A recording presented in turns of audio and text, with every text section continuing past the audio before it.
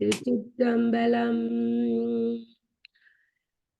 மெய்மையாம் உளவை செய்து விருப்பெனும் வித்தை வித்தி பொய்மையாம் களையை வாங்கி பொறை எனும் நீரை பாய்ச்சி தம்மையும் நோக்கி கண்டு தகவெனும் வேலியிட்டு செம்மையுள் நிப்பராகி சிவகதி விளையும் அன்றே. தம்மையும் நோக்கி கண்டு தகவெனும் வேலியிட்டு செம்மையுள் நிப்பராகி சிவகதி விளையும் அன்றே. திருச்சிற்றம்பலம். நாங்கள் இந்த ஆர்வனாவலற்ற சைவ சித்தாந்தத்தின் தொடர் இன்றைக்கு படிக்க போறோம். அதாவது நாங்கள் 6வது பகுதியில சிவலிங்கம் படிங்கோடா. திருச்சிற்றம்பலம். சிவலிங்கம். லிங்கம் என்பதற்கு குறி என்பது பொருள். குறி என்றால் அடையாளம். காண முடியாத இறைவனை காணுதற்கு அடையாளமே சிவலிங்கம் ஆகும். சிவலிங்கம் என்பதை லிம் சக ஹம் என பிரிக்கலாம். லிம் என்பதற்கு லிம் என்பதற்கு உலக முடிவில் எல்லா சராசரங்களும் இலயிப்பதற்குரிய இடம் என்பது பொருள். கம் என்பதற்கு அவ்வாறு லயித்த பொருட்கள் அனைத்தும் அதிலிருந்தே வெளிப்படும் என்பது கருத்து. ஆகவே லிங்கம் என்பதற்கு எல்லாம் ஒடுங்கி மீண்டும் வெளிப்படுவதற்குரிய இடம் என்பது பொருள். லிங்கத்தின் அடிப்பாகம் நாற்கோணமாகவும் அது பிரம பாகமாகவும் நடுப்பாகம் 8 கோணங்களாகும். அது ஆவுடை என்ற 8 கோணமாயும் வீட்டுக்கு முடிக்கல நீரா பீடத்தினுள் அமைந்திருக்கும். இது விஷ்ணு பாகமாகும். இதற்கு மேல் காணப்படும் பாடம் நீண்ட வட்ட வடிவமாயிருக்கும். இதனை உருத்திர பாகம் என்பர். பிரம்மா, விஷ்ணு, உருத்திரன் என்ற மும்மூர்த்திகளின் உள்ளடக்கமே லிங்கமாகும். லிங்கம் நிஷ்கலம், சகல நிஷ்கலம், சகலம் என மூவகைப்படும். இதனை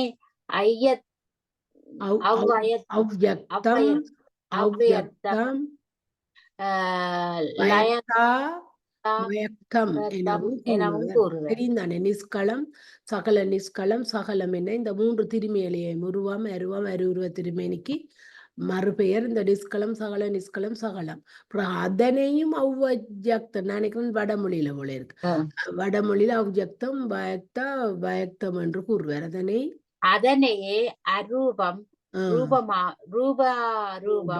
ரூபம் எனவும் சொல்லப்படும். நிஷ்கலம் அரூபலிங்கம், சகல நிஷ்கலம் மூலஸ்தானம் சிவலிங்கம், சகலம் நடராஜன் முதலிய திருவுருவங்கள் சகலம் 64 உருவங்களாக இருக்கின்றன. அவற்றில் 25 முக்கியமானவை என காரணம் கூறுகின்றது. அவை சந்திரசேகரர், கல்யாண சுந்தரர், கைஷம்ஹாரர் முதலியனவாகும். லிங்கம் பலவித பொருட்களால் அமைக்கப்படும். சைலஜம் கல்லால் செய்யப்படுவது, ரத்னஜம் மாணிக்கம், மரகதம் முதலியவற்றால் செய்யப்படுவது, லோகஜம் ஸ்வர்ணம், வெள்ளி முதலிய லோகங்களால் செய்யப்படுவது, ஷணிகம் அரிசி, மணல், கோமயம், விபூதி, சந்தனம் முதலியவற்றால் செய்யப்படுவது. ஷணிக லிங்கத்தை பூசை முடிந்ததும் அழித்து விடுவதால் அது அப்பெயர் பெற்றது. ஷணம் என்றால் சிறிது லிங்கத்தை தேவிகம், திவ்யம், ஆட்சம், மானுஷம், ராட்சசம், பானம் என அவை உண்டான காரணத்தை கொண்டு 6 வகையாக கூறுவர். அரூபியாகிய இறைவன் ரூபமாகி வடிவில் தோன்றி பின் மகேஸ்வரன் முதலிய உருவத் திருமேனிகள் உற்பவிக்க காரணமாகின்றார். அணுவுலக ஆராய்ச்சியாளர் அணுவாக இவ்விடமும் விளங்கும் எலக்ட்ரானியை பரிசோதித்து பார்த்ததில் பச்சை நிறமான ஒரு வட்டத்தில் நடுவில் ஒரு சோதி லிங்கம் கண்டுள்ளார்கள். அப்பச்சை வடிவம் ஆவுடையானையும் சோதி வடிவம் லிங்கத்தினையும் போன்றுள்ளன. ஆகவே எலக்ட்ரான் வியாபித்து உலகமெங்கும் லிங்கம் வடிவம் தோன்றுதலாலும் இறைவன் கொண்ட அருவுருவத் தோற்றம் லிங்க வடிவமேன தெரியலாம். நந்தி தேவர் சிவலிங்கத்தின் முன் நந்தி தேவர் சிவலிங்கத்தை பார்த்து கொண்டு இருப்பதாக அமைக்கப்பட்டிருக்கிறது. நந்தி என்ற சொல்லுக்கு எப்பொழுதுமே ஆனந்த நிலையில் இருப்பவர் என்பது பொருள். இவர் இளமையும் திட்பமும் வாய்ந்தவர். செம்பொருளாக மத்திரம் தெரிந்து நம் பவம் அறுத்த நம் நந்தி வானவன் என்றதால் திருநந்தி தேவர் சிவபிரானிடத்தில் இருந்து சிவாமங்களை தெளிந்து நமக்கு அருளினார் என்பது தெரிகிறது. ஆதலால் அவரே சைவ சமயத்துக்கு முதல் குருவாவர். இதனை நங்குரு மரபுக்கெல்லாம் முதற்குருநாதனாகி என்பதனால் அறியலாம். நந்தி தேவருக்கு நெற்றி கண்ணும் 4 புருவங்களும் கையில் பிரம்பும் உடைவாளும் இரு புயங்களில் மானும் மழுவும் உண்டு. மான் வேதத்தை குறிக்கிறது, மழு வீரத்தை அல்லது ஆண்மையை குறிக்கிறது என கூறுவேன். எல்லா உயிர்களையும் ஒரு காலத்தில் ஓய்வுபடுத்துதல் மகா சங்காரம் எனப்படும். இவ்வதிகாரம் நந்தியம்பெருமானுக்கு கொடுக்கப்பட்டிருக்கு. இவர் ஒரு சித்தர். இவர் சிவன் சந்நிதியில் காவல் பூண்டு இருக்கிறார். இவரது அனுமதி பெற்றே சிவ தரிசனம் செய்ய வேண்டும். இவருக்கு உருத்திரர் எனவும் பெயருண்டு. ருத் துக்கம், ரன் ஓட்டுகிறவன், இடும்பை நோய் ஓட்டும் ருத்ரன் என சிவஞான முனிவர் கூறுகிறார். தூயவன், சைலாததி எனவும் பெயர்கள் உண்டு. தப்பிதம் செய்தார் தண்டிக்கும் அதிகாரமும் இவருக்கு அளிக்கப்பட்டிருக்கிறது. இவர் தக்ஷ யாகத்தில் சிவனை பழித்து பேசிய தக்ஷனையும் உடனிருந்த தேவர்களையும் சபித்தார். இவர் சேர்மாண்டத்தில் உபதேசம் பெற்றார். இவரிடத்திலிருந்து சனத்குமாரரும் சனத்குமாரிடமிருந்து சத்தியஞான தரிசனிகளும் சத்தியஞான தரிசனிகளிடமிருந்து பரஞ்சோதியாரும் பரஞ்சோதியாரிடமிருந்து மெய்கண்டாரும் உபதேசம் பெற்றனர். இது குரு பரம்பரை அல்லது திருக்கைலாய பரம்பரை என கூறப்படும்.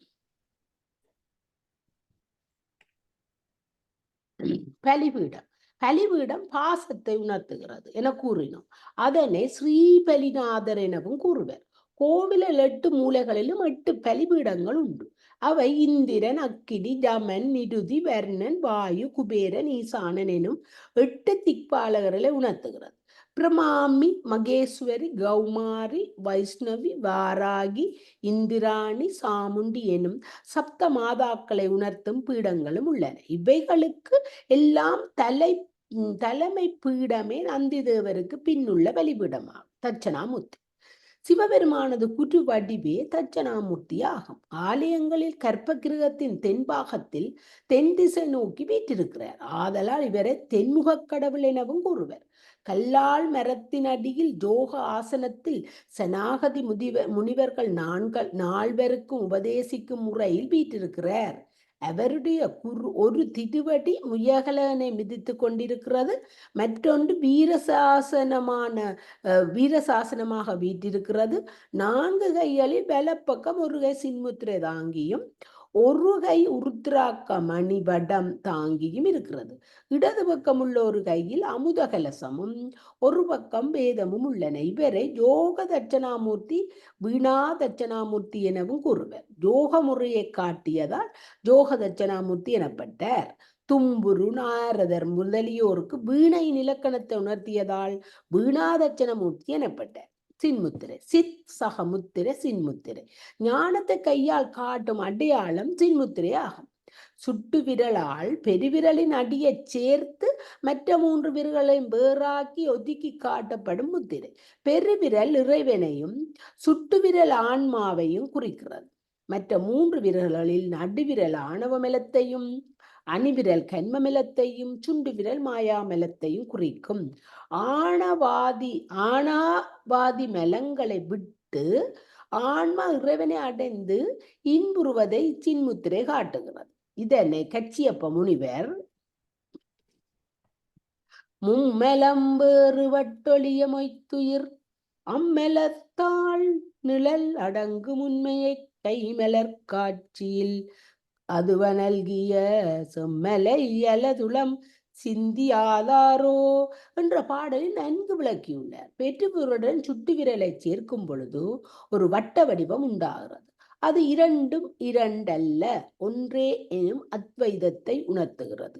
இடக்கை அமுதம் மெலநீக்கம் செய்து சிவானந்தத்தை நுகரச் செய்வதையும், உருத்திராக்கமணி சிவஞானத்தில் நிலைத்து ஐந்தெழுத்து எண்ணுவதையும், முயலகனை மிதித்ததில் ஆணவமிலத்தை மிதித்தலையும், வீரசாசனம் எங்கும் ஜாம் யாவர்க்கும் எளியோமெல்லோம் யாவர்க்கும் மேலானோம் என்ற பெருமிதத்தையும், ஞானத்தையும் கல்லால் நிழல் இரஜோ குண தமோ குணங்கள் அண்டாது சத்துவ குணத்தை சார்ந்திருத்தலையும், தென்முகம் அகோர முகமானதால் பயத்தை அகற்றிவிட்டு அருளை கொடுப்பதையும் உணர்த்துகின்றன. இந்த மூர்த்தியின் பெருமையை பிளாவட்சுகி அம்மையார் சைலண்ட் வாட்சர், அதாவது மௌன குரு என அழைக்கிறார்.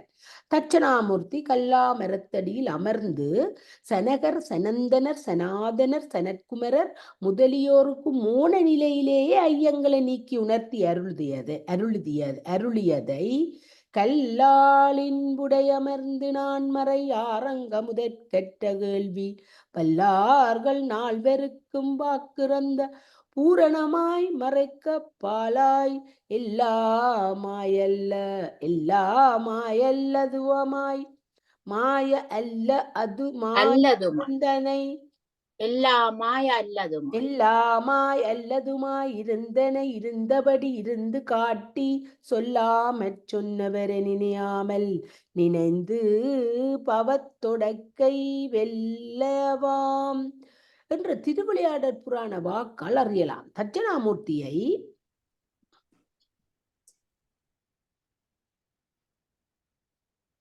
ஏரிசையும் வடவாளின் கீழிருந்து அங்கு ஈருருவர்க்கிறங்கி நின்று நேரியனான் மறைப்பொருளை உரைத்து ஒளிசேர் நெறி அளித்தோன் என ஞான சம்பந்தரும் நன்றாக நால்வர்க்கு நான்மறையின் உட்பொருளை அன்றாளின் கீழிருந்து அங்கு அறமுறைத்தான் என மாணிக்கவாசகரும் போற்றியுள்ளார். நடராஜர் ஆதியும் அந்தமுமாயுள்ள அரும்பெருஞ்சோதியாக அரூப சிவம் சதாசிவமாகிய அருவத்திருமேனியை கொண்டது. அதுவே ஐந்தொழில் நடத்த ஆனந்த தாண்டவம் புரியும் அற்புத நடராஜர் ஆகியது. அண்டங்கள் அனைத்தும் இயங்கிக் கொண்டிருப்பதனாலேயே அனைத்து உயிர்களும் இன்ப வாழ்வு நடத்துகின்றன. அண்டங்கள் முதல் அணுக்கள் வரை இயங்கிக் கொண்டே இருக்கின்றன. இவ்வியக்கத்துக்குரிய காரணம் அல்லது மெயின் ஸ்பிரிங் எதுவென அறிய முடியாது. இன்ஸ்டீசின் முதலிய விஞ்ஞான பேராசிரியர்கள் மயங்கினர். அம்பலக்கூத்தனின் ஆனந்த கூத்தாலேயே அணுக்களின் ஏகதாள நடனம் நடைபெறுகிறது என அறிந்ததும் அத்திருவுருவை அகத்தும் புறத்தும் கண்டு களித்தனர். அவன் எல்லா உலகங்களையும் படைத்து அவற்றுள் ஐம்பெரும் பூதங்களையும் அமைத்து அவற்றை தனது திருவிருளிற் கொண்டு விளங்குகின்றான். அவனது வலக்கை உடுக்கை படைத்தல் தொழிலை உணர்த்துகிறது. உடுக்கையின் ஒலி ஓம் ஓம் என முழங்குகிறது. ஓம் எனும் பிரணவம் படைப்புக்கு மூலகாரணம். மற்றொரு வலக்கை அபயகரமாக அமைந்திருக்கிறது. அது எல்லாவற்றையும் நானே காத்துக்கொள்கிறேன், எதற்கும் அஞ்ச வேண்டாம் என காட்டுகிறது. இடக்கை ஒன்றில் தீ அமைந்துள்ளது. அது உயிர்கள் இளைப்பாறுவதன் பொருட்டு அழித்தல் தொழிலை நானே செய்கிறேன் என்பதனை உணர்த்துகிறது. மற்றொரு இடக்கை உயிர்களுக்கு முத்திப்பேற்றை அருளும் திருவடியை காட்டுகிறது. வலது கால் அபஸ்மாரம் எனும் முயலகனை மிதித்து கொண்டு நிற்கிறது. அது உயிர்கள் செய்த நல்வின தீவினைகளுக்கு தக்கவாறு இறைவன் ஊட்டும் மறைத்தல் தொழிலை அறிவுறுத்துகின்றது.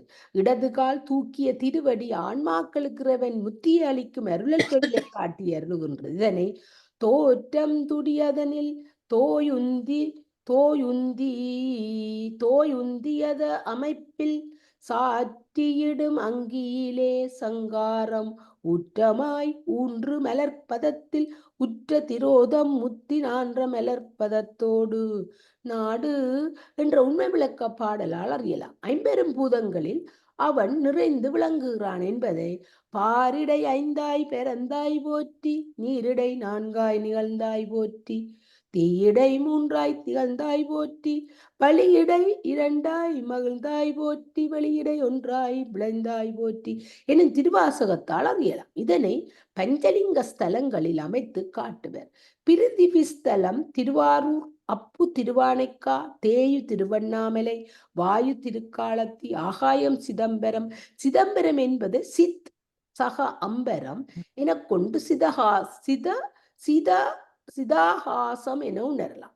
நமது உடம்பில் இருதயத்தில் இருக்கும் பரவெளி இதனை உணர்த்துகிறது. இதனை தகராகாசம் என்பர். இத்தகராகாசத்தில் ஒரு சித்துப்பொருள் உள்ளது. சிதம்பரத்தில் உள்ள பொன்னம்பலத்திலும், மதுரை வெள்ளியம்பலத்திலும், திருவாலங்காடு ரத்தின சபையிலும், திருநெல்வேலி தாமிர சபையிலும், திருக்குற்றாலம் சித்திர சபையிலும் நடனமிடும் நடராஜனே நமது சித்தத்திலும் நடனம் புரிகின்றான். அதனாலேயே நமது உடம்பும் இயங்குகிறது.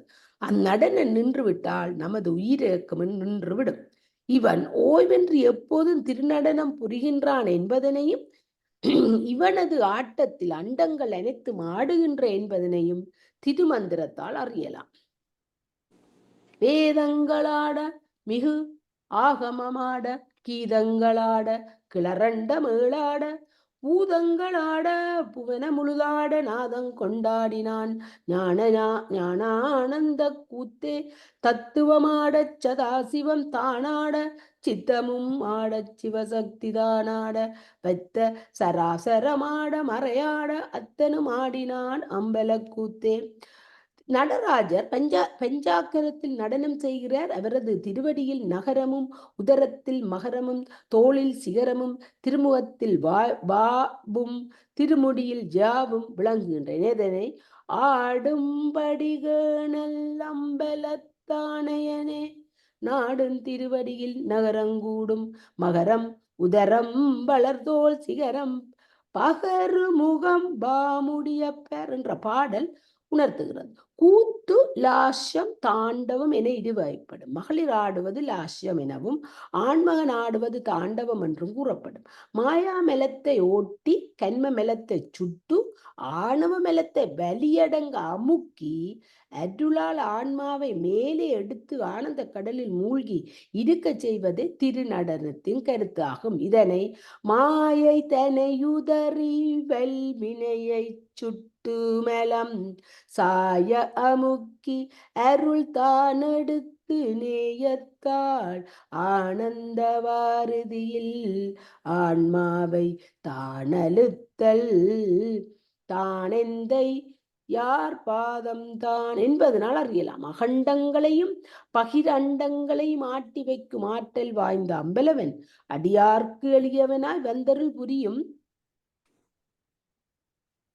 அரிமையும் உடையவன் என்பதனை நந்தனர் பெற்றான் சாம்பான் இவர்களுக்கு காட்டிய பேரன்பினாலும், சேரமான் பெருமானுக்கு சிலம்பொலி காட்டி அருள் செய்தமையினாலும், சேக்கிழார் பெருமானுக்கு திருத்தொண்டர் புராணம் இயற்ற உலகலாம் என அடியெடுத்து கொடுத்தமை முதலியவற்றாலும் அறியலாம்.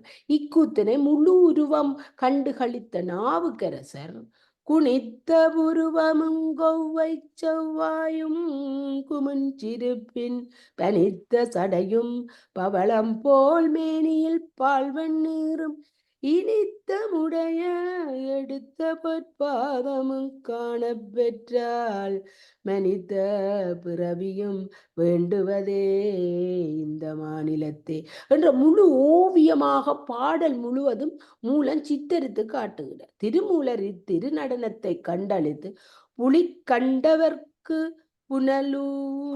புனலூருமா போல் களிக்கும் திருக்கூத்து கண்டவர்க்கெல்லாம் துளிக்கும் அருங்கண்ணீர் சோர்ந்து நெஞ்சுருக்கும் ஒளிக்குள் ஆனந்த தமுதூறும் உள்ளத்தே என்ற பாடலில் உணர்த்துகிறார். ஆதலால் நாமும் இத்தகைய தத்துவங்களும் மாண்புகளும் வாய்ந்த ஆனந்த கூத்தனின் அடிமரலனை கண்டுகளித்து ஆனந்தித்து வழிபட்டு ஊய்வோமாக. திருச்சிற்றம்பலம். முருகனை படி படி. முருகன் முருகன் ம். ஐவகை நிலங்களுள்ளும் குறிஞ்சி நிலம் கடவுளாய் குமரன் விளங்குகின்றான். குறவர் குறத்தியரும் ஈனர் ஏற்றீரும் அவனை சிறப்பாக வழிபடுகின்றனர். நம் தமிழகத்தில் திருப்பரங்குன்றம், திருச்சிராலயாய்,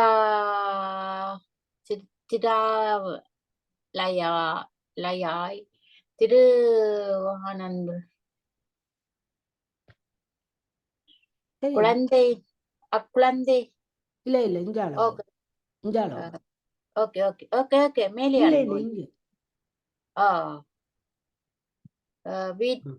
வீற்றிருந்தருள் புரிகின்றான். முருகருக்கு தனி கோயில்கள் பல உள்ளன. சிவாலயங்களில் முருகன் கோயில்களும் வழிபாடும் சிறப்புற நடைபெற்று வருகின்றன. இம்முருகன் முழுமுதற் பரம்பொருளாகிய சிவபெருமானே ஆவன்.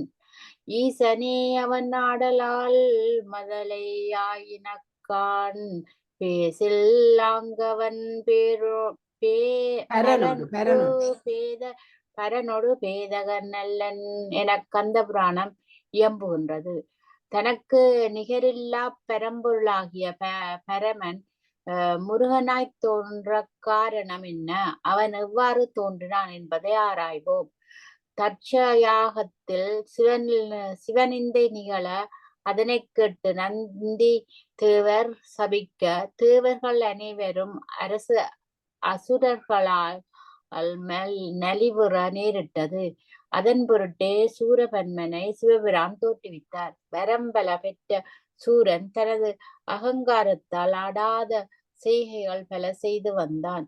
ஆதலால் அவனை அழிக்க வேண்டுவது அவசியமாயிற்று. வரம் கொடுத்த சிவபெருமானை அவனை அழிப்பது முறையல்ல.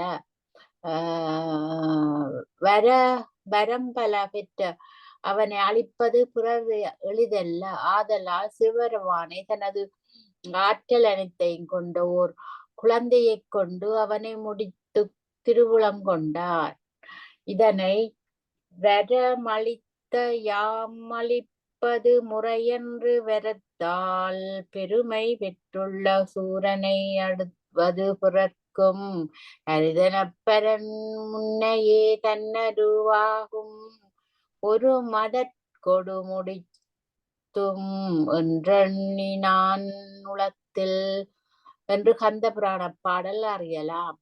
தேவர்கள் வேண்டுகோளுக்கு இறங்கிய சிவபிரான் தனது 5 முகத்தோடு 6 முகத்தையும் கொண்டு 6 முகங்கள் உள்ள நெற்றிக் கண்களில் இருந்து 6 தீப்பிழம்புகளை வெளிப்படுத்தினான். 5 முகத்தோடு 6 முகம் 11 முகம் வந்துடும்.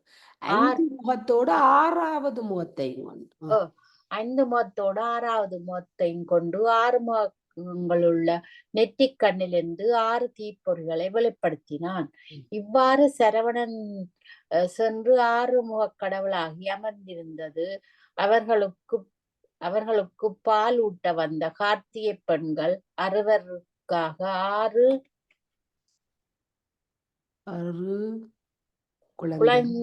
குழந்தைகளாயினர். அக்குழந்தைகளை பார்வதி தேவி அணைத்து எடுக்க முன்போல 6 ஒருவரானார். அவரை இடவ வாகனத்தில் ஏற்றி சிவனும் உமையும் அம்மையும் இருமருங்கும் அமர்ந்து சிவலோகத்திற்கு அவரை கொண்டு சென்றனர். அவருடைய திருநாமங்கள் பற்பலவாக கூறப்படுகின்றன. அவற்றில் ஒன்று முருகன் என்பது. முருகினை உடையவன் முருகன். முருகு என்பதற்கு இளமை, அழகு, நறுமணம், தேன், கடவுள்தன்மை என்பது பொருள். முருகனது அழகு என்றும் நிலை பெற்ற அழகாகும். அழகும் அழியா அழகே. அதனை என்றும் இணையாய் அழகியாய் என்பதனால் அறியலாம். அவன் தெய்வத்தன்மை வாழ்ந்தவன் என்பதை ஞானம்தான் உருவாகிய நாயகன் என்றதாகும். வேத காட்சிக்கு உபனிடதத்து உச்சியில் விரிந்த போத காட்சிக்கு காணாமல் புதியன் மூதக்காக்கு கலவன் முடிவிற்று முடிவாய் ஆதிக்காதியாய் உயிர்க்குயிராய் நின்ற அமலன் மறைகளின் முடிவால் வாக்கால் மனத்தால் அளக்கொணாமல் நிறைவுடன் யாண்டுமாகி நின்றிடு நிமலன் மூர்த்தி என்றும் பாடல்களால் அறியலாம்.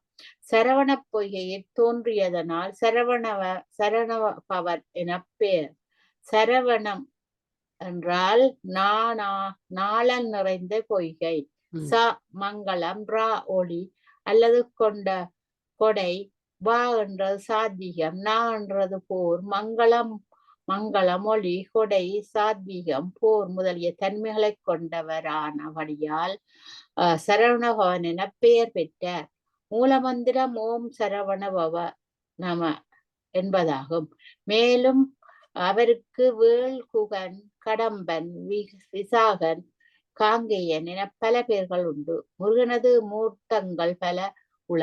சுப்பிரமணியர், சண்முகர், சரவணபவர், ஞானசக்தி தரர், தேவசேனாபதி, கல்யாண சுப்பிரமணியர், மயில்வாகனர் முதலியனவாம். முருகனது 6 திருமுகங்களில் ஒவ்வொரு திருமுகமும் செய்யும் தொழில்களை நக்கீரதேவர் திருமுருகாற்றுப்படையில் நன்கு சித்தரிக்கின்றார். நாளை படிக்க போறோம். மாயிருள் ஞாலம் எனக்கா சொன்னீங்க? என்ன நாளைக்கு படிப்பவன்? நாளைக்கு திருமுருகாற்றுப்படையில படிக்க போறோமா?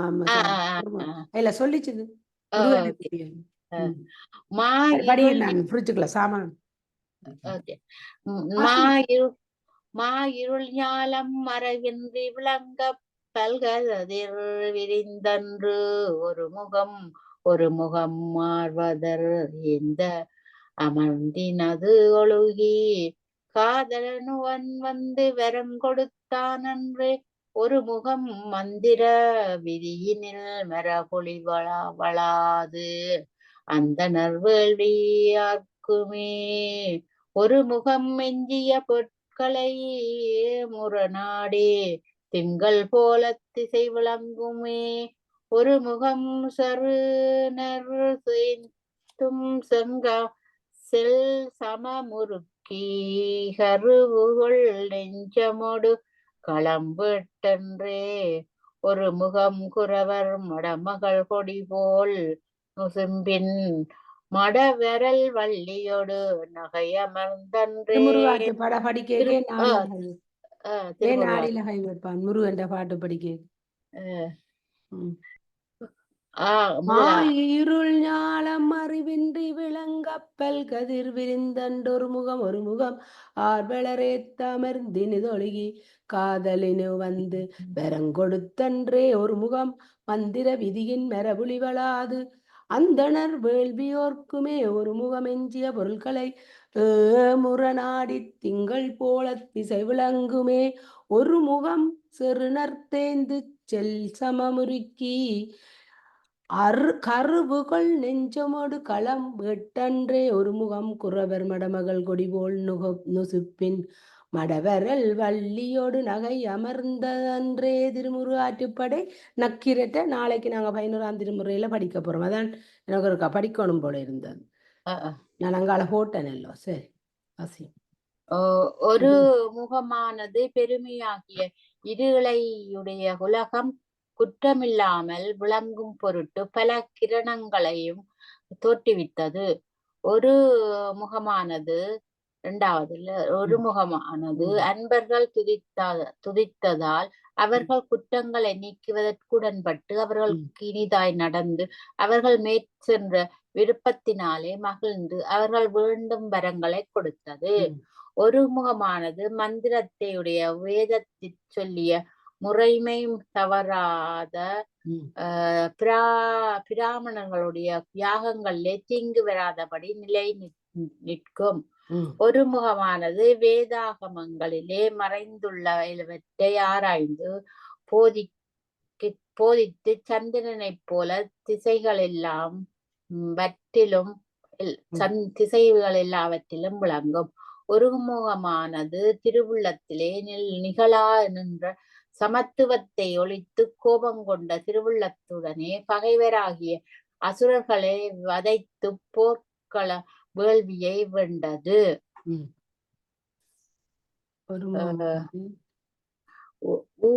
ஒருமுகமானது வேடருடைய மடப்பத்தையுடைய மகளும் கொடி போலும் இடையினுடைய இளம் பெண்ணாகிய வள்ளி நாயகுடனே மகிழ்ச்சியை பொருந்திட்டு இவ்வாறு 6 முகங்களும் முகங்களுக்கேற்ப ஒவ்வொரு தொழிலையும் கொண்டு விளங்கும். முருகப்பெருமானுடைய 12 கரங்கள் செய்யும் தொழில்கள் வருமாறு ஒரு வகை தேவர்களையும் ரிஷிகளையும் தேவர்களையும் ரிஷிகளையும் பாதுகாக்க அமைந்தது. அதற்கிணையான ஒரு கை மருங்கிலே கிடந்தது. 3வது கை அங்கசத்தை செலுத்துகின்றது. அதற்கிணையான கை ஆடை உடுத்திய தொடையில் கிடக்கின்றது. 5வதும் 6வதும் ஆகிய கைகள் அழகிய பெரிய பரிசையோடு வேலாயுதத்தை வலமாக சுழற்றின. 7வது கை முனிவர்களுக்கு உரையுறுத்த பொருளை உணர்த்த மார்போடு சேர்ந்து விளங்க. 8வது கை மார்பில் தாழ்ந்து தொங்கும் மாலையுடனே சேர்ந்து விளங்குகின்றது. 9வது கை வளைகளுடனே மேலே கலந்து வேள்வியை வேட்கும் முத்திரை கொடுக்கின்றது. இதற்கிணையான கை மணியை மாறி ஒலிக்க பண்ணுகின்றது. 11வது கை மலையை பெய்விக்கின்றது.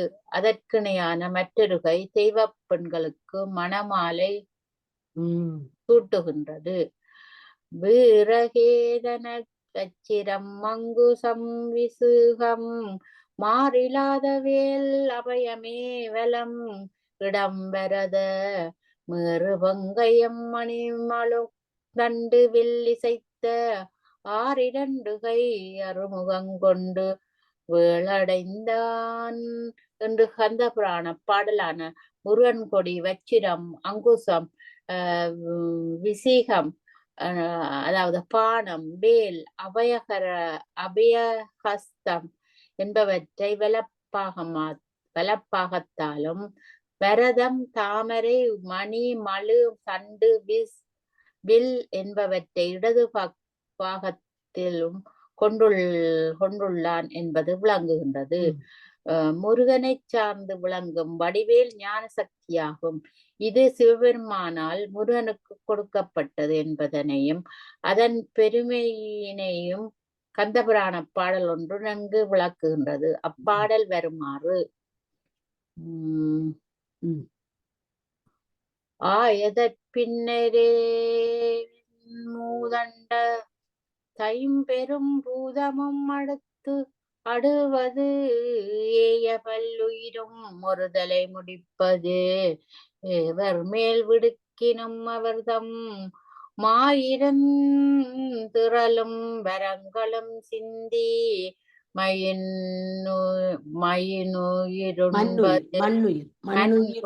மண்ணுயிருண்பது அப்படைக்கும் நாயகமாவது ஒரு தனிச்சுடர்வேல் நல்கியே மதலைகை கொடுத்தான். இவ்வேலின் வீரத்தினை திருமுருகாற்றுப்படையின் பின்னுள்ள தனிப்பாடல் ஒன்று நன்கு விளக்குகின்றது.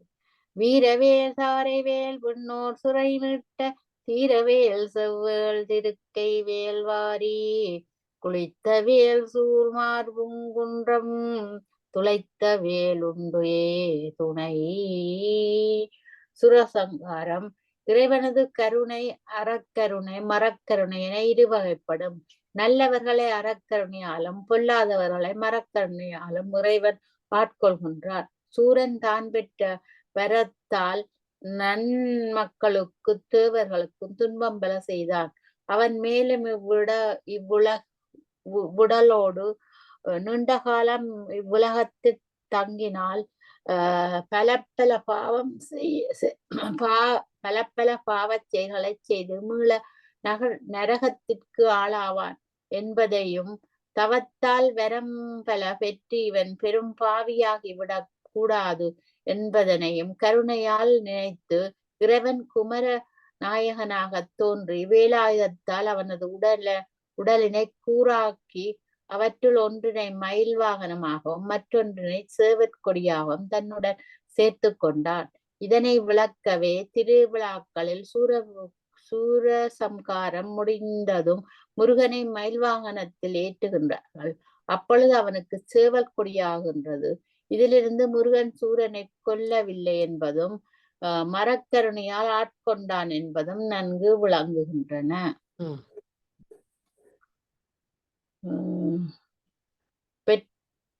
பெற்றோர் தம் பிள்ளைகளிடம் நோய் ஒன்று கண்டால் தாயை அந்நோயினை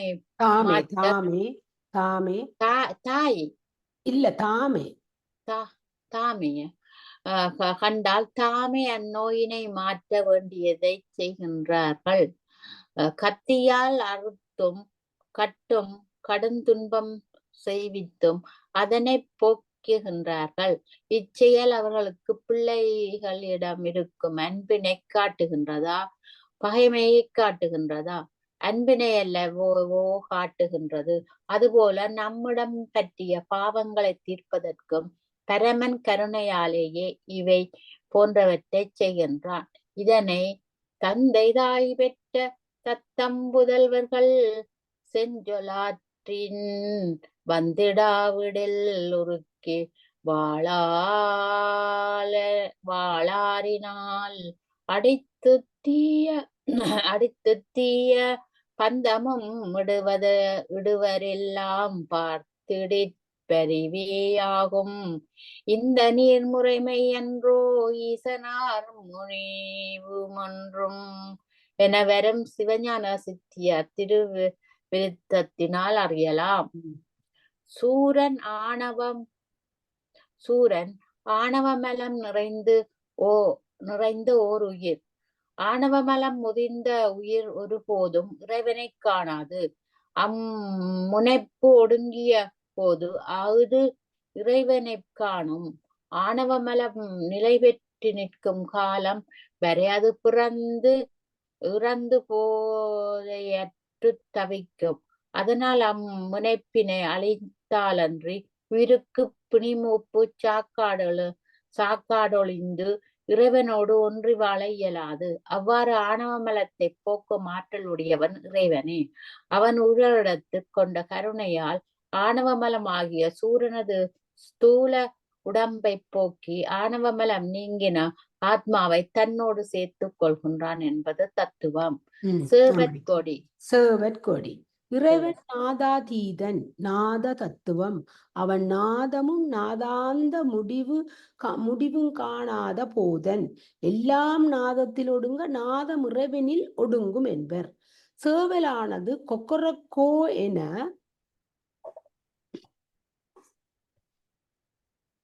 கூவி அந்த நாத தத்துவத்தை முழக்குகிறது. கொக்கரக்கோ என்பதன் பொருள் கொக்கு. சூரனாகிய மாமரத்தை அறுத்து வீழ்த்திய தலைவனாகிய முருகன் என்பது பொருள். எனவே நாதத்தை முழக்கும் சேவலை கொடியாக கொண்டு முருகன் விளங்குகிறான் என அறியலாம். வள்ளியம்மை தெய்வ யானை திருமணம். வள்ளிக்கும் தெய்வ யானைக்கும் பூர்வத்தில் திருமாலின் புதல்வியார்வர். அவர்களுக்கு சுந்தரி அமுதவல்லி என்பது பெயர். திருமாலின் புதல்வியாராதலால் இவர்கள் சக்தியின் அம்சமாவர். இவர்களை இச்சாசக்தி கிரியாசக்தி என கூறுவர். அவர்கள் முருகனை குறித்து தவம் புரிந்தனர். அவர்கள் தவத்துக்கு இறங்கிய முருகன் அமுதவல்லியை இந்திரன் மகளாக தேவலோகத்திலும் சுந்தரியை குறவர் மகளாக பூலோகத்திலும் வளரும்படி கட்டளையிடுகிறான். முருகன் சூரபன்மன் முதலிய அசுரலை கொன்று தேவர் தேரினை அகற்றியதால் இந்திரன் மகிழ்ந்து தெய்வயானையை முருகனுக்கு மனம் புரிவிக்கிறான். வள்ளியம்மை திணைப்புணங்காக்கும் பொழுது முருகனை வேடனாகவும் விரித்த வடிவிலும் சென்று திருவிளையாடல் புரிந்து வள்ளிக்கு தன் காட்சியை நல்கி அவளை மனம் புரிந்து கொள்கிறான். வள்ளி திருமண தத்துவம். சிவஞான போதம் 8ஆம் சூத்திரத்தில் கூறியவாறு உயிர் தன்னியல் பறியாது கருவிகளின் இயல்பே தன்னியல்பென மயங்கி உணர்வெற்று கிடக்கும் பொழுது இறைவன் தோன்றி உணர்வினை நல்கி உபதேசித்து தன்னோடு 2 சேர்த்து கொள்ளுவான் என்பதே இதன் தத்துவம். ஐம்புல வேடரின் அயர்ந்தனை வளர்ந்தென தம்முதல் குருவுமாய் தவத்தினில் உணர்வித்திட்டு அந்நியமின்மையில் அரண்களல் செலுமே. சிவஞான போதம் 8ஆம் சூத்திரத்துல நான் 8ஆம் சூத்திரம் சொன்னேன். நான் வள்ளி தத்துவம் தான் இதை சொல்லுதேன். 8ஆம் சூத்திரத்தை வள்ளி தத்துவம் சொன்னா ஞாபகம் இருக்கு மாதிரி. சண்டேஸ்வரர் ஆலயங்கள் இறுதியாக சண்டேஸ்வரர் வழிபாடு அமைக்கப்பட்டிருக்கிறது. நமது ஆன்மார்த்த பூசையிலும் அவ்வழிபாடே பூசை முடிவில் செய்யப்படுகிறது. இவரை வழிபடும் பொழுது மக்கள் கையால் 3 முறை தாளமிட்டு வணங்குவது வழக்கம். இதன் உட்பொருள் தெரியாமல் இதன் காரணத்தை பலவாறு கூறுவர். சிலர் இவர் நூலையிட்டு வழிபடுவதும் உண்டு. அதற்கும் காரணம் தெரியாது செய்து வருகின்றனர். சண்டேஸ்வர பேறு என்பது அரிய பேறு. சண்டேஸ்வர பேறு பெற்றவர்களுக்கு வீடு பேறு எளிதாகும். இதுவே சிவப்பிரசாதம் பெறுவதற்குரிய பதம்.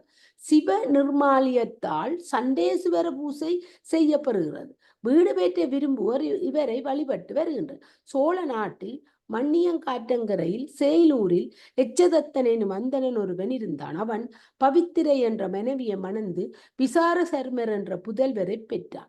இவர் இளமையிலே எல்லா கலைகளையும் ஓதாது உணர்ந்தார்.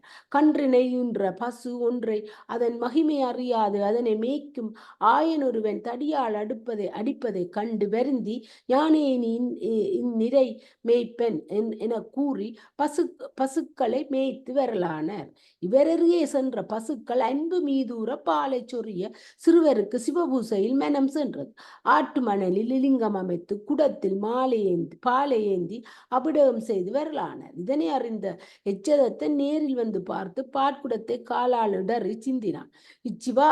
சிவா அபராதத்தை கண்ட சிறிய பெருந்தகையார் கோலை எடுக்க அது ஒரு மழுவாயிடு. அதனை கொண்டு தந்தையின் 2 கால்களையும் வெட்டினார். உடனே சுயருமான் தோன்றி நம்பொருட்டால் ஈன்ற தாதை விழ எறிந்தார்.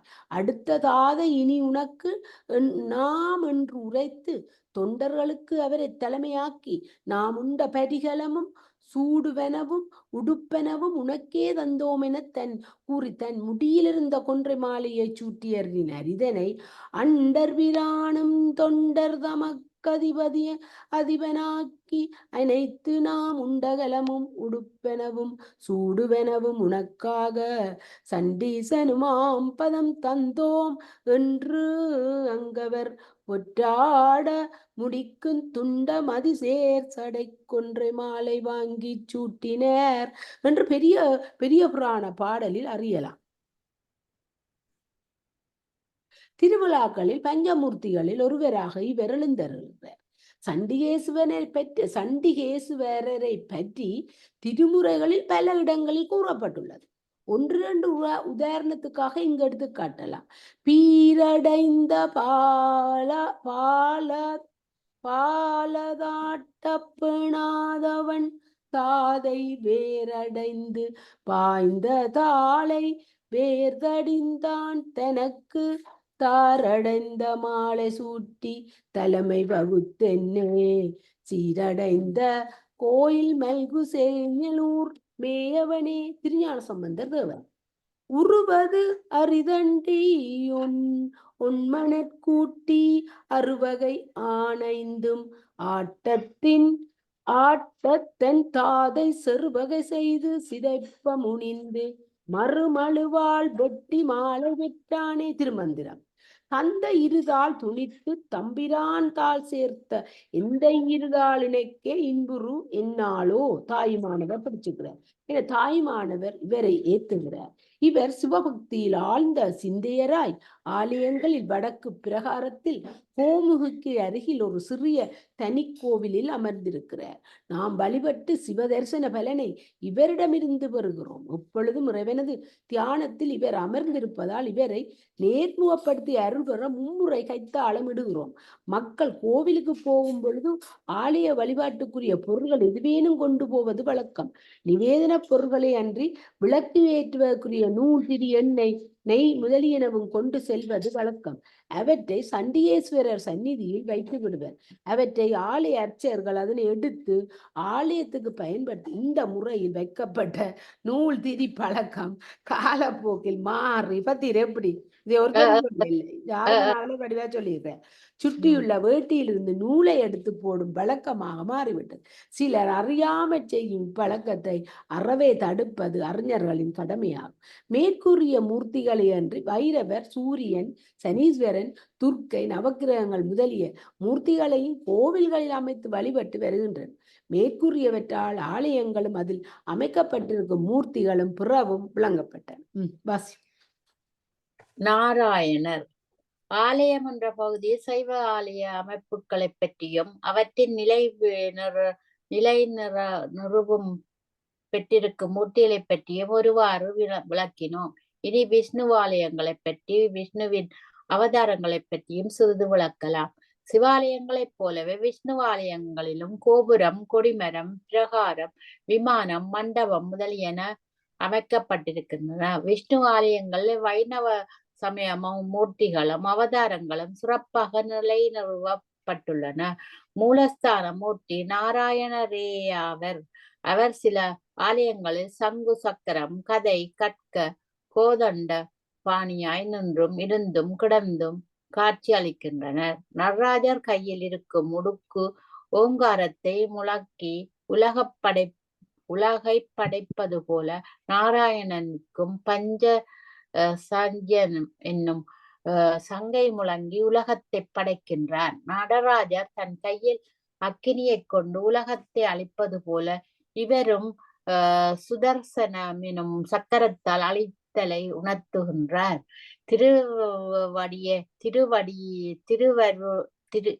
இவருடைய அபயகரங்களும் காப்பாற்றுதலை குறிக்கின்றன.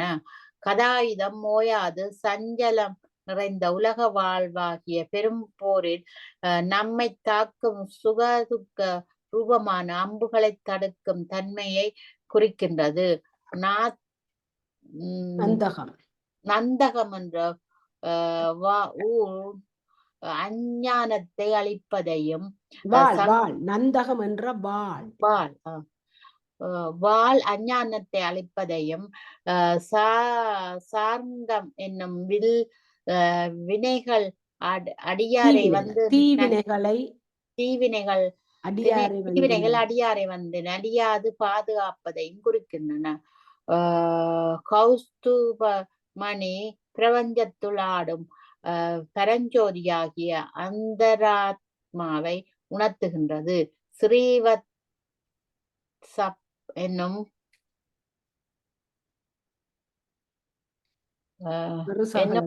மறுசலத்திற்கும்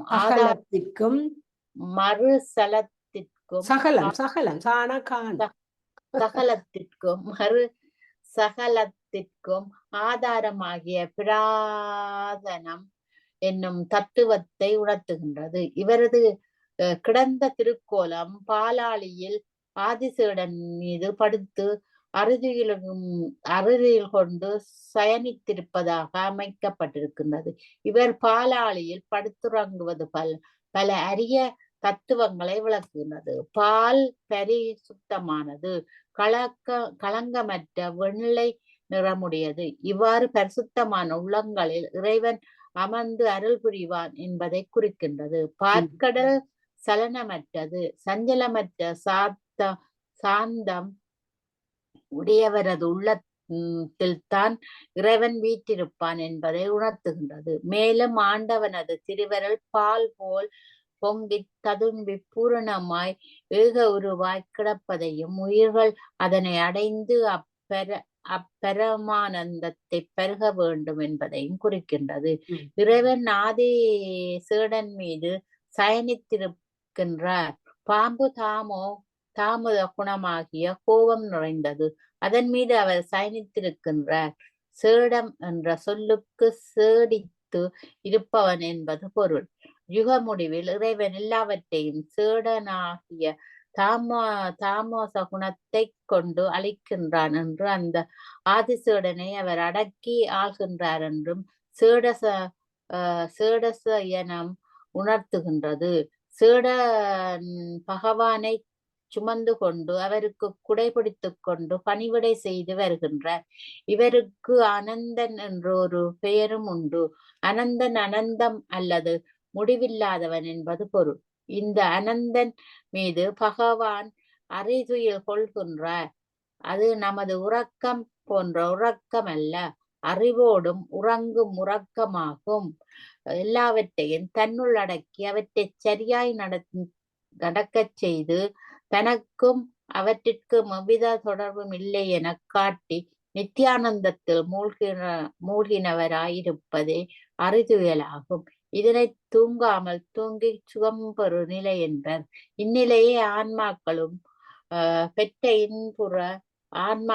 பெற்று இன்புற வேண்டும் என்பது இறைவனது குறிக்கோள். ஆன்மாக்கள் ஆகிய நாம் சாக்கிரம் சொப்பனம் சுளுத்தி நீங்க வாசிங்க.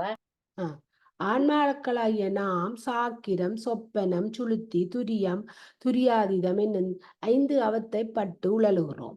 இறைவன் அவத்தைகளுக்கு உட்படாதவன் என்பதையும் இந்த யோக நித்திரியால் அறியலாம். நாராயணர் நான்முகனை படைத்து அவரை கொண்டு உலகத்தை உண்டு பண்ணினார். அதனை காப்பாற்றும் பொறுப்பை தாமே மேற்கொண்டார். இத்தொழில்களால் அவருக்கு களைப்போ கால தாமதமோ உண்டாவதில்லை. சங்கல்ப மாத்திரையால் அனைத்தையும் நடத்துகிறார். இவற்றையெல்லாம் செய்தாலும் அவர் எவ்வித விகாரமும் இல்லாதவராயிருக்கிறார். இவை ஒன்றும் அவரை கட்டுப்படுத்தாது. இவர் பாம்பையும் கருடனையும் பக்கத்தில் வைத்திருக்கிறார். விரோதிகளான இவை சிவபெருமானின் திருமுடியில் உள்ள சந்திரனும் பாம்பும் பகையின்றி இருப்பதைப் போல பகையாது அமர்ந்துள்ளன. பகவான் ஒரு யோக நித்திரை செய்பவர். ஆனால் அவர் பக்கத்தில் லட்சுமி தேவியை வைத்துக் கொண்டிருக்கிறார். இல்வாழ்வான் அம்புலன் அடக்கி யோக நிலையை மேற்கொள்ளுவதே சிறப்பானதாகும். மன அடக்கம் எவருக்கும் இன்றியமையாதது. நேரிலேயே கலந்திருந்தே புலன்கள் 5 வென்றான என்ற தேவாரத்தாலும் இதனை அறியலாம். இதிலிருந்து திருமால் இல்லறத்தானும் துறவரத்தானும் இரண்டையும் கடந்தவனும் ஆவான் என்பது புலனாரம். யோக நித்திரையை நிட்டை என்றும் கூறுவர். ராஜயோகத்தினாலோ ஞானத்தினாலோ எல்லா எண்ணங்களையும் அகற்றி மனத்தை அடக்கி இறைவனை தியானிக்க வேண்டும் என்பதே இதன் தத்துவமாகும். தசாவதாரங்கள் தர்மத்துக்கு குறைவும் நல்லோர்களுக்கு துஷ்டர்களால் இடையூறுகளை நேரிடும் பொழுது நல்லோர்களை ரட்சித்து துஷ்டர்களை அழித்து தர்மத்தை நிலைநிறுத்த யுகங்கள் தோறும் நாராயணர் அவதாரம் எடுப்பார். அப்படி இவர் எடுத்த அவதாரங்களில் முக்கியமானவை 10 ஆகும். அவை தசா அவதாரங்கள் என சிறப்பித்து கூறப்படும். அவை வருமாறு மச்ச அவதாரம். ஹயக்ரீவன் என்ற அசுரன் வேதங்களை திருடி கொண்டு போய் கடலில் ஒளித்திருந்தான். மகாவிஷ்ணு மச்ச அவதாரம் எடுத்து கடலுள் சென்று அவனை கொன்று வேதங்களை மீட்டு வந்தார். கூர்மாவதாரம். கடலில் மந்திரமலையை மத்தாக நாட்டி வாசுயாகிய பாம்பை கயிறாக கொண்டு கடையின் காலத்து மந்தர் பர்வதம் ஒரு பக்கம் சாய அதனை நிமிர்த்துவான் வேண்டி விஷ்ணு அம்மலையின் அடிப்பாகத்தில் வலிமை மிக்க ஒட்டினையுடைய ஆமையாகி தாங்கி அந்த மந்திரமலை தாளாது நிற்க செய்தார். வராக அவதாரம். கிரண்யாஷன் என்னும் அரக்கன் பூமியை சுருட்டி கொண்டு போய் கடலில் ஒளித்திருந்தான். விஷ்ணு வராக அவதாரம் எடுத்து சென்று அவ்வசுரனை கொன்று பூமியை கோட்டின் மீது தாங்கி வெளிவந்தார். நரசிங்க அவதாரம். கிரண்ய கசிபு என்ற அசுரன் தானே கடவுள் வேறொருவரும் கடவுள் அல்ல என அகங்கரித்து நின்ற காலை அவனது புதல்வன் பிரகலாதன் தெய்வீக உணர்வில் தலை சிறந்தவனாயிருந்தான். அக்கடவுள் எங்கு உளன் என்று தன் புதல்வனை கேட்க, தூணிலும் உளன் துரும்பிலும் உளன் என மைந்தன் கூற, அப்படியானால் தூணில் உள்ளானா என எதிரிலுள்ள தூணை காலால் உதைக்க, அத்தூணினின்று நரசிங்கமூர்த்தியாக விஷ்ணு தோன்றி அவனை கொன்று அருளினார். மனிதர்களும் விலங்குகளாலும் மரணம் நேரக்கூடாது என்பது அவன் கேட்ட வரமாதலால் மனிதனும் விலங்கும் கூடிய வடிவில் உருவம் எடுத்தார்.